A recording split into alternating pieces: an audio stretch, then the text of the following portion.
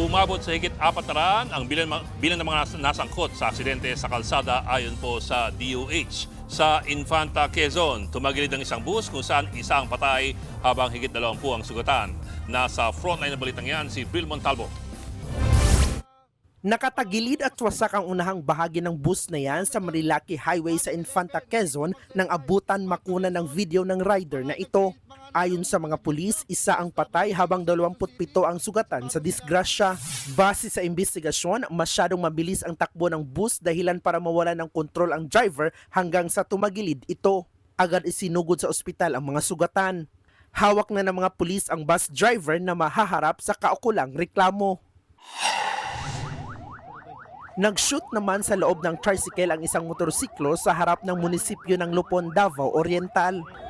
Pahirapan ang pagsagip sa isang babaeng naipit sa loob. Naisugod naman siya sa ospital pero namatay din kalaunan.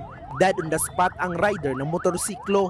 Nakaligtas naman ang tatlong magkakaanak na sakay ng tricycle kabilang ang minor de edad na anak ng nasawing babae.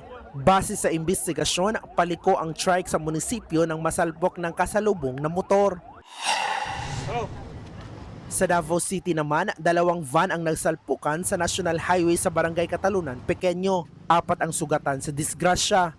Sakay ng pribadong van ang 15 magkakamag-anak na galing Reunion. Nagkaarigluhan naman sila ng driver ng passenger van. Sa tala ng DOH, higit 400 kaso ng mga injury mula sa aksidente sa kalsada ang naitala mula December 21 hanggang 29 ngayong taon.